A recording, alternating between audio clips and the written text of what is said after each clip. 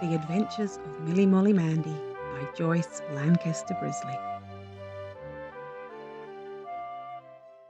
Chapter 5. Milly Molly Mandy Goes to a Party.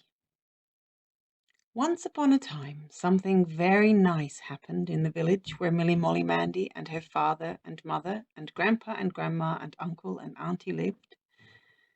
Some ladies clubbed together to give a party to all the children in the village, and of course Milly Molly Mandy was invited.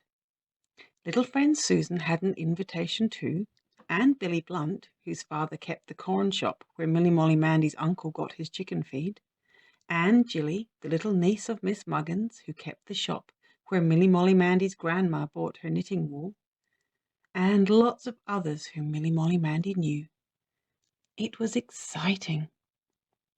Milly Molly Mandy had not been to a real party for a long time, so she was very pleased and interested when Mother said, "Well, Milly Molly Mandy, you must have a proper new dress for a party like this. We must think what we can do." So Mother and Grandma and Auntie thought together for a bit, and then Mother went to the big wardrobe and rummaged in her bottom drawer until she found a most beautiful white silk scarf, which she had worn when she was married to Father, and it was just wide enough to be made into a party frock for Milly Molly Mandy.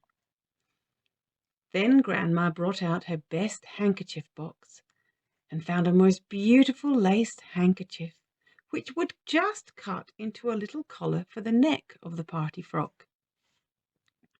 And Auntie brought out of her small top drawer some most beautiful pink ribbon, all smelling of lavender, just enough to make into a sash for the party frock. And then Mother and Auntie set to work to cut and stitch at the party frock, while Milly Molly Mandy jumped up and down and handed pins when they were wanted. The next day Father came in with a paper parcel for Milly Molly Mandy bulging in his coat pocket, and when Milly Molly Mandy unwrapped it, she found the most beautiful little pair of red shoes inside. And then Grandpa came in and held out his closed hand to Milly Molly Mandy, and when Milly Molly Mandy got his fingers open, she found the most beautiful little coral necklace inside. And then Uncle came in, and he said to Milly Molly Mandy, "Oh, what have I done with my handkerchief?" And he felt in all of his pockets. "Oh, here it is." And he pulled out the most beautiful little handkerchief with a pink border, which of course Milly Molly Mandy just knew was meant for her, and she wouldn't let Uncle wipe his nose on it, which he pretended he was going to do.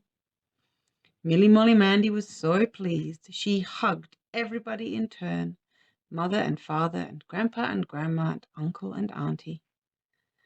At last the great day arrived, and little friend Susan, in her best spotted dress and silver bangle, called for Milly Molly Mandy, and they went together to the village institute where the party was to be.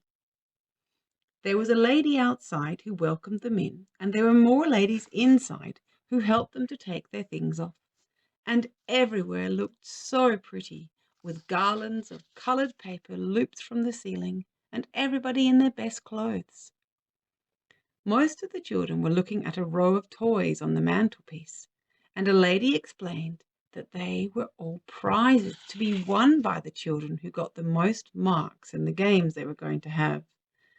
There was a lovely fairy doll and a big teddy bear and a picture book with all sorts of things. And at the end of the row was a funny little white cotton wool rabbit with a pointed paper hat on its head.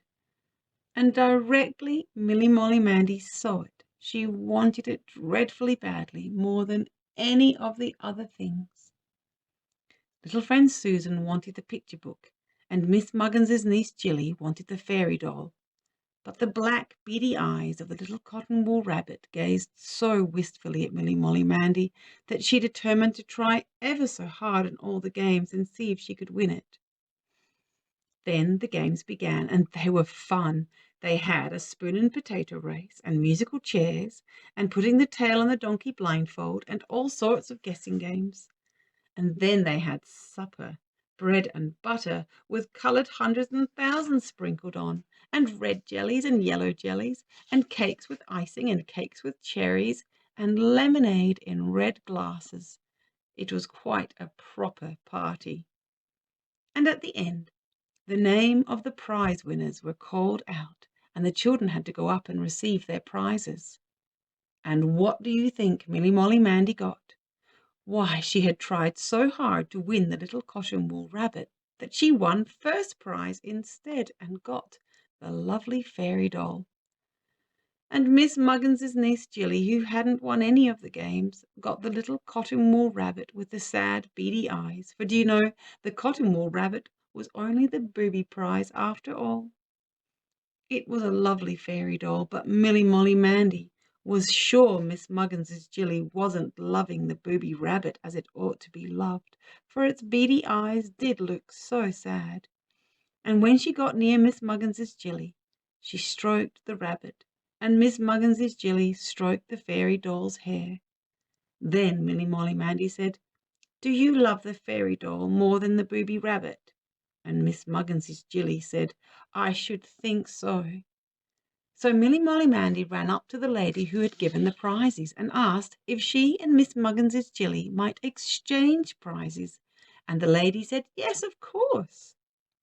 So Milly Molly Mandy and the booby rabbit went home together to the nice white cottage with the thatched roof, and father and mother and grandpa and grandma and uncle and auntie all liked the rabbit very much indeed.